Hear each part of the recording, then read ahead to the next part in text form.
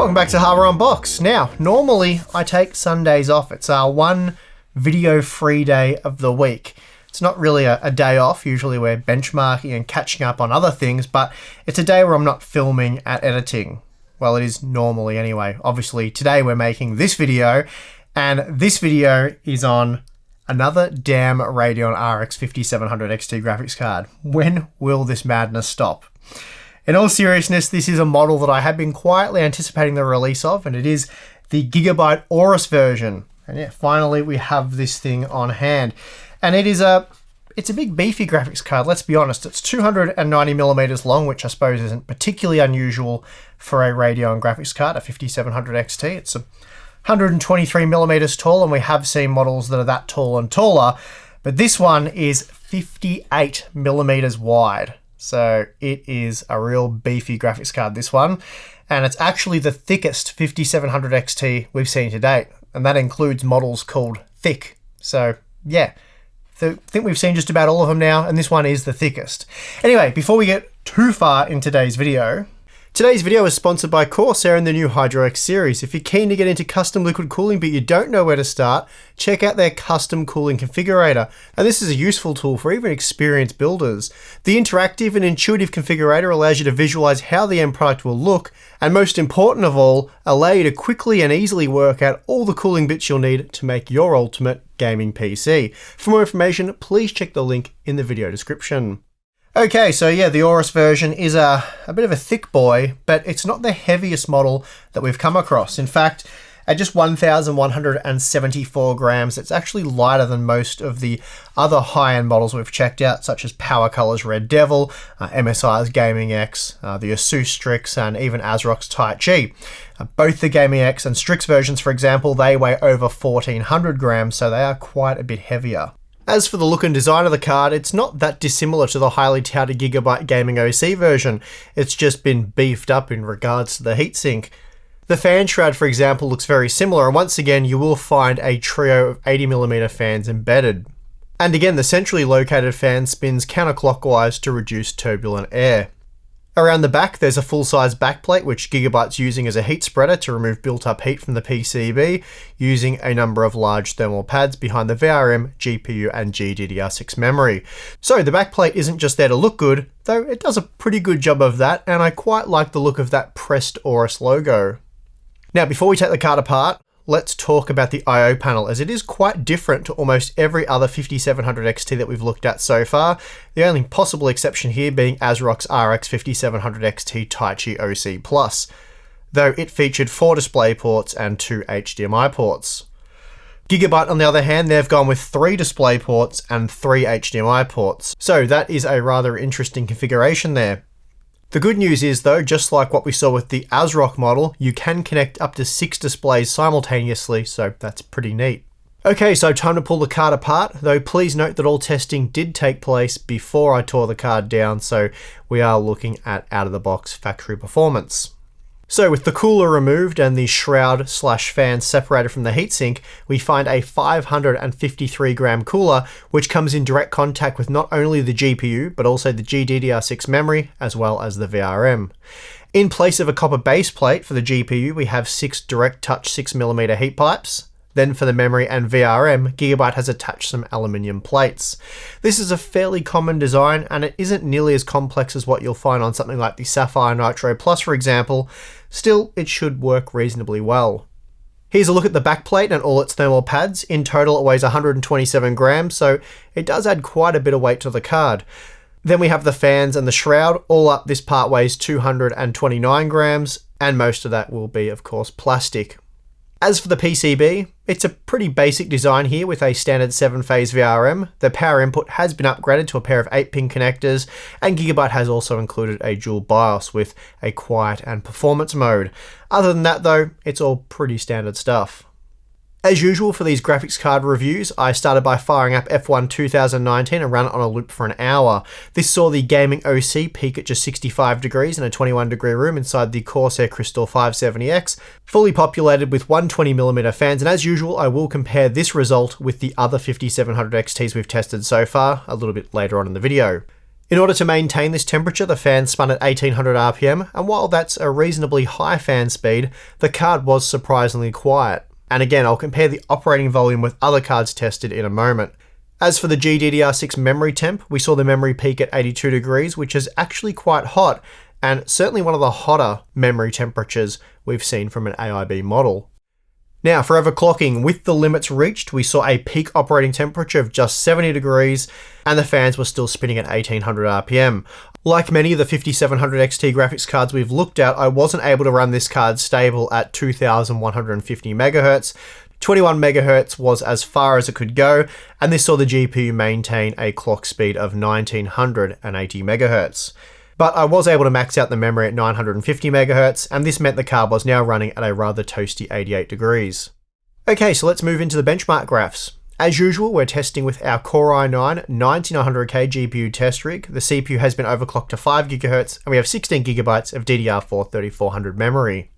The latest drivers available at the time of testing have been used, and for this one we have just a few select games to look at. I'm not going to bother going over the game results, it's just standard RTX 5700 XT stuff. In other words, performance is exactly where you'd expect it to be. I'm also not going to show the results for the overclock settings. They are identical to what we've shown previously, and I think at this point I've just reviewed too many of these things, and it's really just temperatures and operating volume that really matter at this point. The GPU power results are interesting because, as you're about to discover, the Aorus model doesn't exactly blow the gaming OC out of the water when it comes to temperatures and operating volume, despite packing a significantly larger cooler, and the reason for that is the power consumption. The Gigabyte Aorus model sucks down around 15% more power than the gaming OC version, so that means the cooler has quite a bit more heat to deal with. Naturally though, when we factor in the entire system load, the difference between the Aorus and gaming OC versions is much smaller, and now we're seeing just a 6% increase with the Aorus model. Still, that does make it one of the more power-hungry 5700 XT graphics cards that we've reviewed. The Gigabyte Aorus shines when it comes to GPU operating temperatures, providing the best result we've seen from an air-cooled model yet, peaking at just 65 degrees. That makes it a degree better than the gaming OC model, 2 degrees cooler than MSI's Gaming X, and 5 degrees cooler than PowerColor's Red Devil. So an impressive operating temperature for the GPU, but let's move on to check out the VRM and memory temps. Next up we have the VRM temperatures, and here the Aorus model is an average performer, peaking at 71 degrees, which is still very acceptable, but it's also 9 degrees hotter than MSI's Gaming X. Still, the result is comparable to other quality 5700 XT models such as Gigabyte's own Gaming OC and PowerColor's Red Devil. The GDDR6 memory temperature is also quite average, peaking at 80 degrees, but again that's still a very acceptable temperature, and only Sapphire's Nitro Plus is noticeably better, peaking at just 72 degrees, and that model does feature some nice dedicated heatsinks for the GDDR6 memory chips. Now, when it comes to operating volume, the Gigabyte Aorus really is impressive, running just 1 decibel louder than MSI's Gaming X and 1 decibel quieter than MSI's own Gaming OC. Considering it ran 2 degrees cooler than the Gaming X, this is a very good result, and it puts the Aorus model roughly on par with the much heavier MSI graphics card. The Gigabyte Aorus 5700 XT is a very nice graphics card indeed. It's cool, and it's quiet, and I think you'll agree it looks pretty great. The only potential downside will be the price. I'm betting this thing will cost at least $440 US, probably more like $450 US, which would price it alongside MSI's Gaming X version. That's not a terrible price for such a product, but it does make it a bit of a tough buy when stacking up against, say, Gigabyte's own Gaming OC model, which sells for just $420 US. Given my choice of the two models, I'd probably rather own the beefier Aorus version, but paying a $30 premium or potentially more, might not be worth it for the extra degree or whatever it shaves off, and very slightly quieter operating volume. So probably not worth it for that price premium, but we'll have to wait and see what it actually comes out at. If it's $440 US, which would price it alongside PowerColor's Red Devil, then I think the Aorus model would be worth it over the Gaming OC. So fingers crossed that they can come through for us on the pricing. Pricing aside though, this is really an excellent, well put together Radeon RX 5700 XT, and it's certainly one of the best examples there is. But shifting gears for a moment, quite a few of you have been asking me if Asus has fixed their Strix 5700 XT yet. Well, on the 19th of November, they did release an update that was meant to solve the issue that saw the card consume way more power than it should. Oddly though, it doesn't appear to have done anything for my particular model. I was able to apply the update, but now with the new BIOS revision installed, the power problems still persist. Also, I feel Asus kind of messed up here again. Firstly, just to get the update on your PC, you'll have to disable Windows Defender as it thinks the file is a Trojan.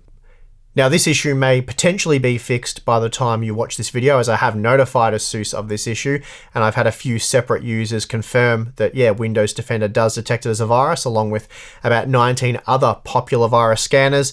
Not sure if it's a false positive, but yeah, annoying anyway, and obviously quite horrendous if it is a Trojan, though I'm not sure that it is. Now, if you bypass the virus detection issue by disabling your virus scanner, which I'm certainly not suggesting you do, but if you do that, you can then flash the BIOS. But you have to rely on some pretty janky instructions on the Asus website, and I should add that Asus did promise me that this would be a simple procedure for their customers. So let's have a look at this simple procedure.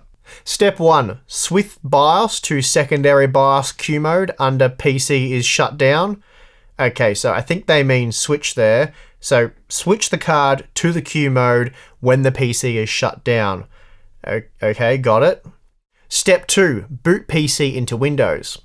Can do. Step 3, unzip the file. Also can do. 4, click the tool to update VBIOS. So run the executable that hopefully isn't a Trojan and won't format your PC as you sleep. Step 5, the system will reboot automatically and the secondary BIOS would become E mode, efficiency mode.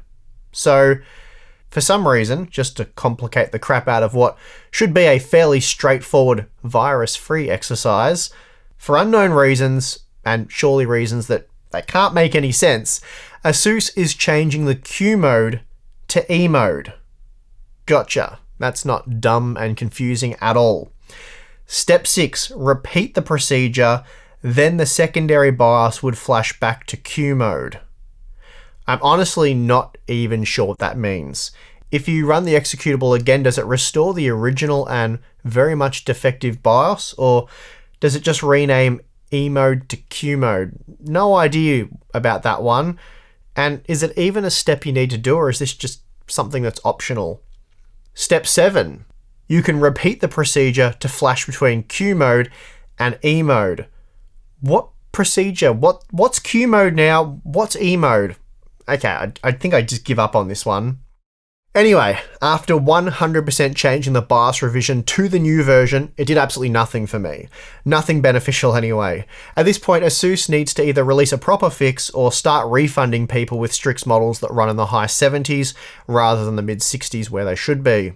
It's still baffling to me that this even happened. Apparently, initial review samples were fine and even some of the early retail models, but then for some reason shortly after release, they spent months shipping retail cards with a defective BIOS. And I know quite a few viewers have been affected by this because they've told us as much in the comment section below. And these viewers seem relieved that at least one reviewer is reporting on the same issues that they're having with their retail model. And I should note that what we tested was a retail card and not a review sample. Anyway, Asus has completely botched their RX 5700 XT series. At this point, I just play it safe and purchase a model from one of their many competitors. Just make sure you avoid the MSI Evoke and Mech models. The Gaming X though, that's pretty great. Anyway, Gigabyte has done a solid job with the Aorus 5700 XT. No real complaints here.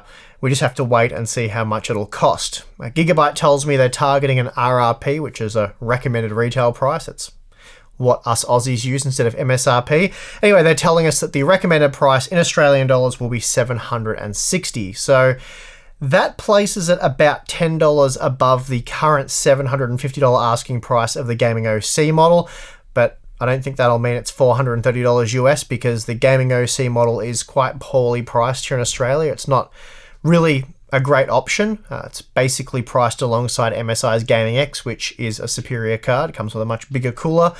So yeah, you can't take too much away from that pricing. But here in Australia, it sounds like it'll, be about $10 more than MSI's Gaming X version, which, yeah, still makes it a reasonable buy. Not as convinced, but anyway, we'll have to see where the pricing really comes in, because it may end up, there may be some pricing adjustments down under as well. So anyway, we'll see what happens over the next few weeks, and I'll pin some information in the comment section below. But like I said, pricing aside for now, because we don't really have any concrete information there, I think it is a fantastic 5700 XT graphics card, which is a relief, because it's sort of been mixed whether the 5700 XTs are good or bad. But thankfully Gigabyte seem to have got their 5700 XT graphics cards pretty well spot on, so that's good. Anyway, I think I'll wrap up this review here. Sorry about yet another 5700 XT review. I think there'll be one more coming over the next week or so as well. So yeah, they just keep springing up these things. But anyway, that's that one. Do the like if you liked this video, dislike if you thought it was no good. That sucks if that was the case. And if you want to become more involved with the channel, jump over to our Patreon page. You can sign up there, get access to our monthly live stream, our exclusive Discord chat where you can chat with Tim and myself. And if you want to get your hands on some pretty sweet Harbour Unboxed merch, happy unboxing, you can do that over at our merch. So this is a limited edition Christmas item, so it's been selling actually really well. Pretty cool. Tim came up with this. Pretty cool idea, I think. Yeah, anyway, it is a limited edition item. I think it'll be available for the next few weeks, and then after that, gone, not coming back. So yeah. Anyway, thanks for watching. I'm your host, Steve. See you again next time.